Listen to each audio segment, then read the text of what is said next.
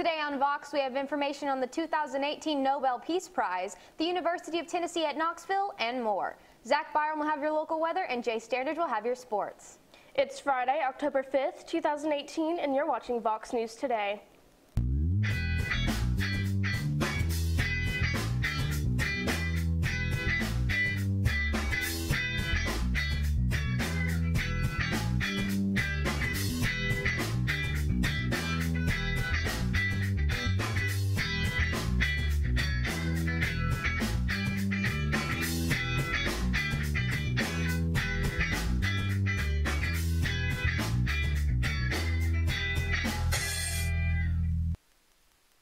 Please stand for the pledge of the flag. I pledge allegiance to the flag of the United States of America and to the republic for which it stands, one nation, under God, indivisible, with liberty and justice for all.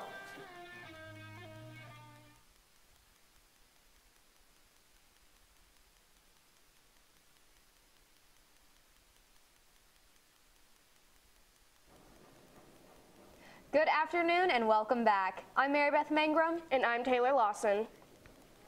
The University of Tennessee at Knoxville is closing one of its on-campus residence halls that houses nearly 600 students, stating that there are problems with elevated mold in the common areas and some dorms.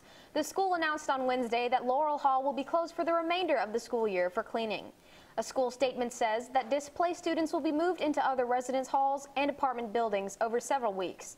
The school says that air samples don't indicate any major health or safety risks, and they also say that a professional cleaning service and independent contractor are dealing with the mold. The company heading the project, Belfor Property Restoration, says full remediation will take at least 14 weeks. The clock is ticking down on what has been an incredibly contentious Supreme Court confirmation process. And although there are still some undecided senators, Senate Majority Leader Mitch McConnell says that he's moving forward towards a planned procedural vote at 10:30 this morning that will force them to decide. Omar Jimenez is on Capitol Hill with the very latest. The FBI report did not corroborate any of the allegations. It's the beginning of the end for the nomination and potential confirmation of Supreme Court nominee Brett Kavanaugh. He's been accused of sexual misconduct by multiple women, including Christine Blasey Ford, who alleges he pinned her down to a bed at a high school party in the early 80s and tried to forcibly remove her clothes. Kavanaugh denies those claims, and now Republicans say the latest FBI investigation did not corroborate any of the allegations. I think I've carried out what I promised immediately, that we were going to have a fair and thorough process. But Democrats arguing the investigation should have covered more, including interviews with both Ford and Kavanaugh. The most notable part of this report is what's not in it. Why shouldn't all of America see the facts? The investigation began last week on the tail end of a chaotic few days in Washington. I am here today not because I want to be. I am terrified. My family and my name have been totally and permanently destroyed. The next day, Arizona Senator Jeff Flake voted to confirm Kavanaugh on the Senate Judiciary Committee, but set conditions: an FBI investigation, limited in scope, and lasting only up to a week before moving toward any final vote. In Washington, I'm Omar Jimenez. A birthday party worthy of the Food Network, a wine mishap, and an unconventional police chase. Reed Binion has the story. That's the biggest burger I've ever made. They say imitation is the sincerest form of flattery, and Guy Fieri might agree. Baby Campbell's first birthday party was Flavortown themed, embracing all things diners, drive-ins, and dives. The guest of honor dressed up as Fieri, of course, and guests enjoyed giant cheesecake, pizza, trash can nachos, and a full milkshake bar. According to Delish, Campbell's mom says when the baby was born, doctors thought he might have a rare disease, making him allergic to most foods. So, when she found out he wasn't, she decided to go big. From a ranch fountain to a wine fountain. Wait, that doesn't look intentional. This fermentation tank was apparently too full, so it started spewing Prosecco. By the time the leak was plugged, some 8,000 gallons had been wasted. In Texas, a masked intruder led police on a wild chase around their own precinct. Bedford police spent hours trying to capture a raccoon that managed to sneak into the department. An animal control officer and multiple detention officers were eventually able to corner the little guy, capture it with a net, and release it outside. For Take a Look at This, I'm Reed Binion. Desperation grows in the stricken Indonesian city of Palu as residents faced a fourth day without adequate supplies of food and clean drinking water, amid a sharp rise in the official death toll following Friday's devastating earthquake and tsunami. Indonesia's National Disaster Agency said the number of people killed in the disaster had risen to 1,234 on Tuesday, with over 61,000 people displaced. The death toll is expected to continue to climb in the following days, as bodies continue to be retrieved from under the rubble. Matt Rivers is in Palu and has more details. Well, as the days go on, we get more and more insight into just how broad the impact of these two events were. And this was a monumental challenge for the government from the beginning. And yet, as the days go on, there is more and more criticism of the government response here by people on the ground who need that aid the most. 4 soldiers to a bag, they dragged the person inside to a crude resting place. It feels coarse and undeserved. This is a hastily dug mass grave on a Palu hillside, a direct result of an earthquake and tsunami no one was prepared for. There's 194 people buried here, some of whom are still unidentified, that didn't deserve this. These are brothers, sisters, fathers, mothers, grandparents, friends, and they all just happened to be in the wrong place at the wrong time. Authorities had laid hundreds of bodies in the streets for days after the morgues ran out of room. We saw them for ourselves. Officials say the bodies could spread disease. The World Health Organization says that's not completely true, but the burials go on. The unidentified bodies did have their pictures taken, so hopefully they can be ID'd later. A short drive away, those lucky enough to be alive gather in a place where life is hard. A makeshift camp designed to help the newly homeless is widely unable to meet people's needs. Baby Muhammad is sick. Even if they had formula, which they don't, water here is scarce.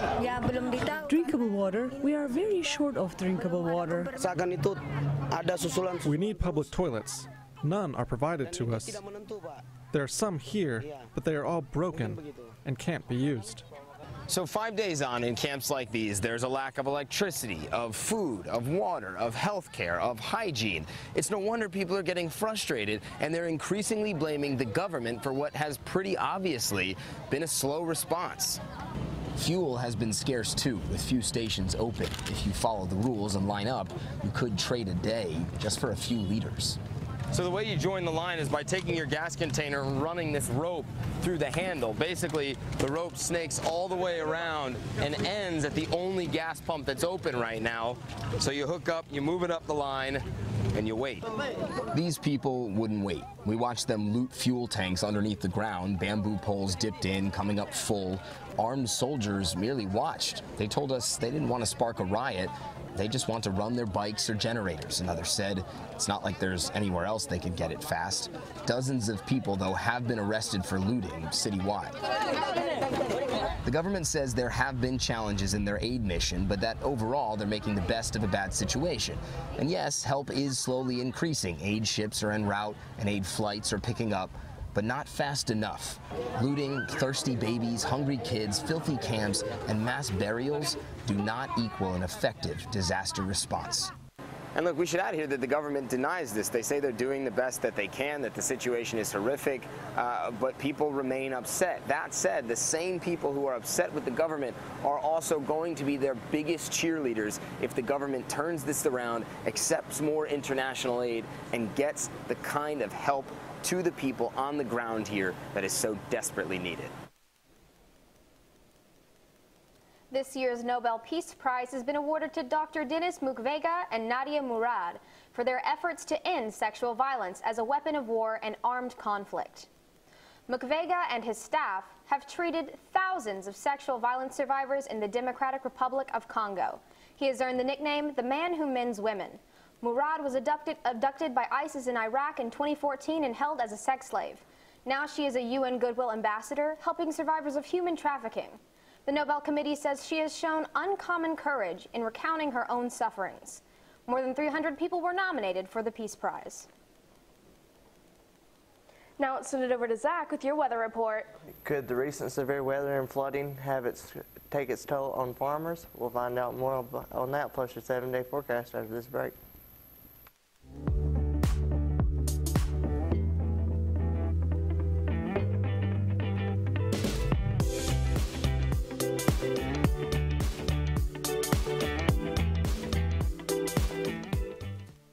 CRCC to me is a calling that God placed on my life to really step out in faith on something that I didn't think I could do, and it's been amazing to see how God's worked through it. CRCC stands for Crossroads Community Church, but we're a church that our vision is to be a life-giving church in our community. We do that through helping people know God, find freedom, discover their purpose, and then go make a difference. And so that's what we're doing every week, is helping people discover their jam and go make a difference.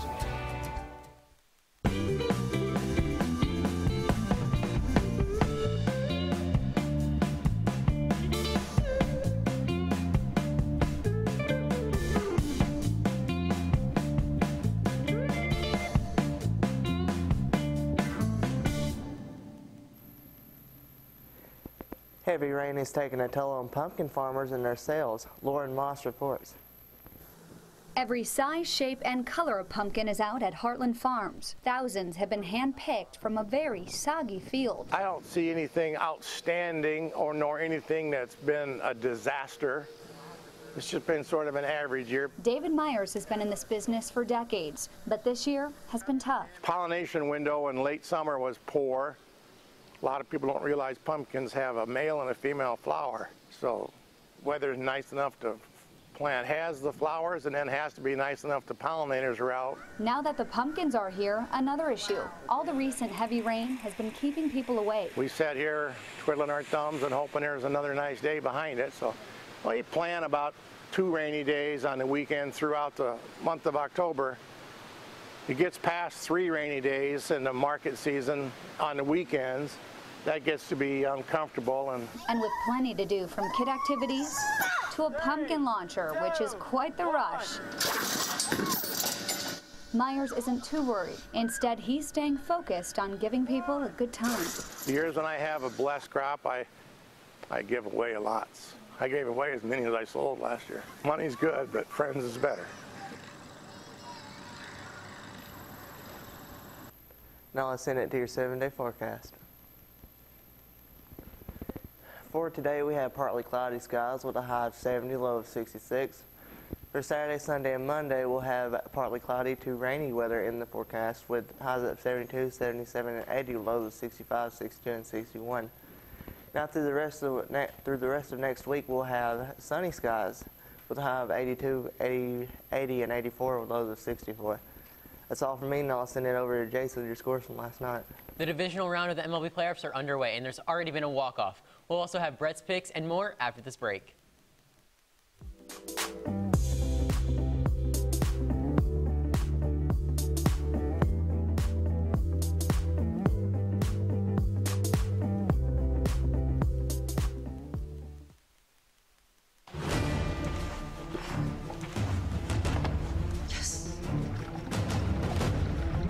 Our new hot, fresh breakfast will get you the readiest. Yes! Holiday Inn Express, be the readiest.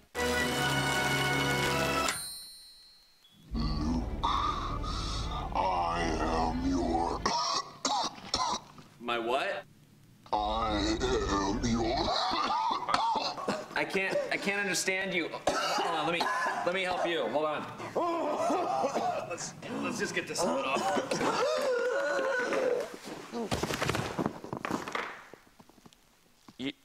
You okay?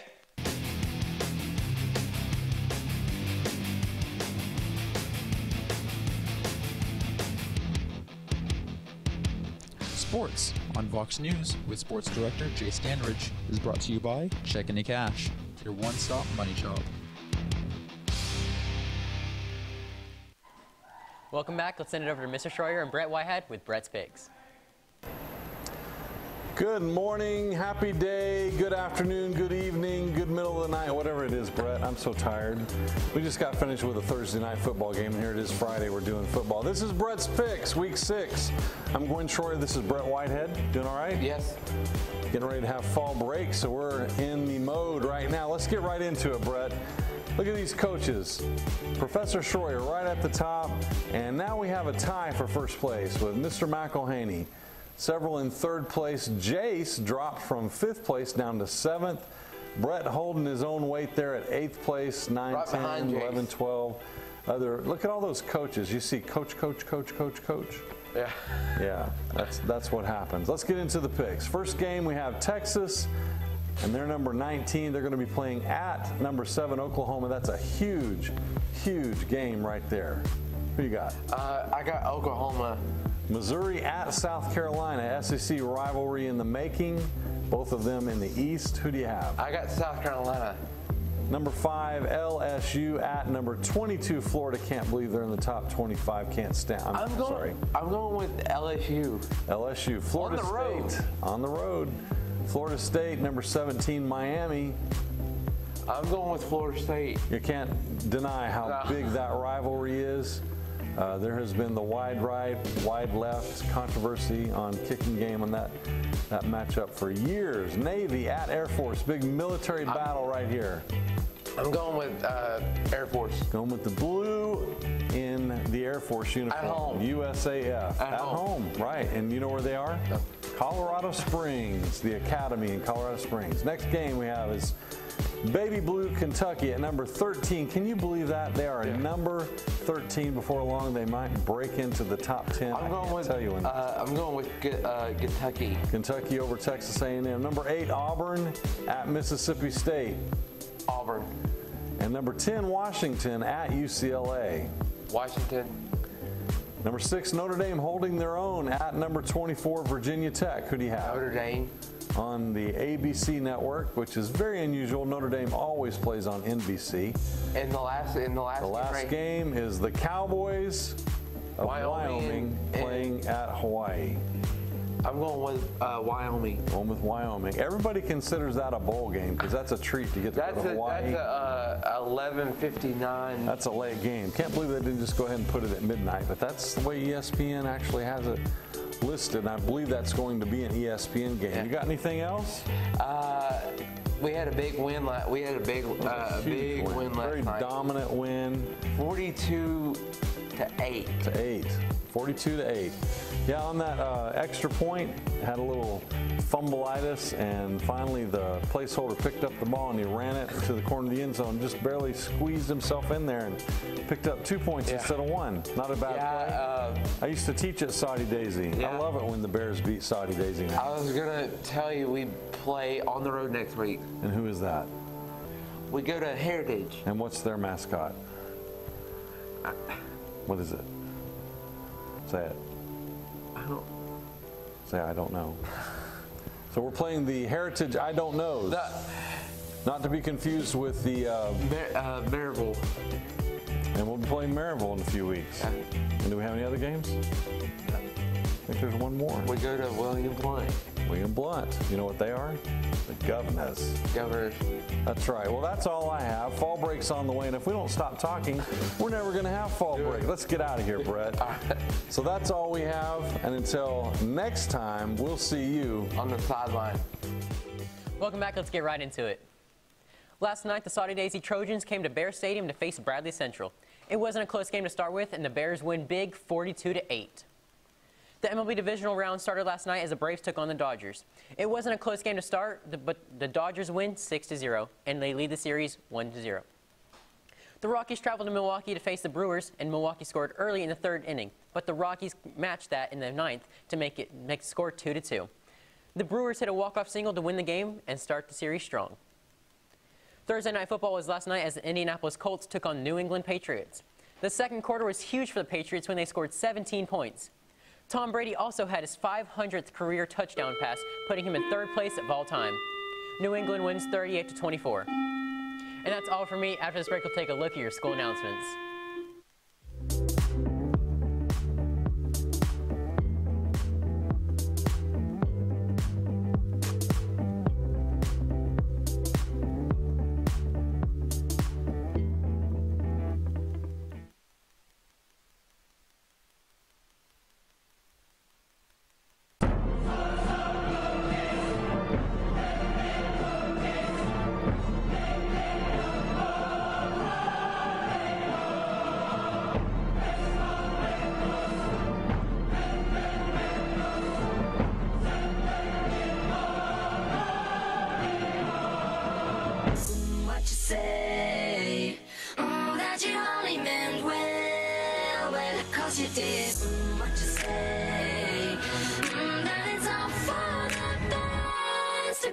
it is.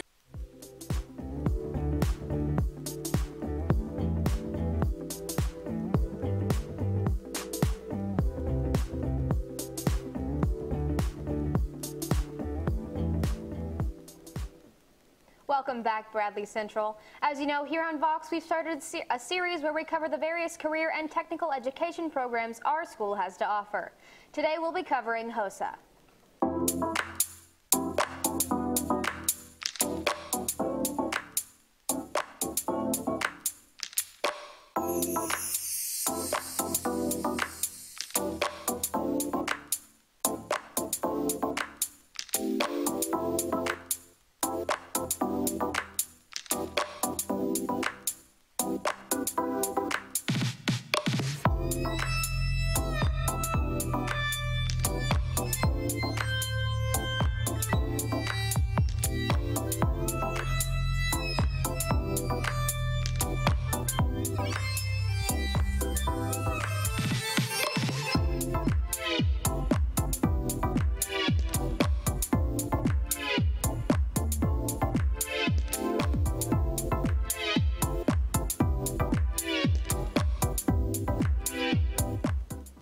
When we come back from fall break, we'll spotlight information technology. Now let's take a look at our school announcements. For anyone who is interested in playing tennis, workouts will begin after fall break on Tuesday, October 16th at 4 p.m. If you are involved in another sport at that time, you are not required to attend, but please let Coach Elrod or Coach Jackson know that you are interested in playing. Fall break is next week, October 8th through the 12th. Show us what you have going on this week by tweeting us a picture at BCHS VOX News. We are online on YouTube at BCHS VOX News. You can also check us out on Facebook, WTMB, and of course, foxnews.net. You just can't get enough of Vox. That's all we have for you today, Bradley Central. And as always, God bless and go Bears.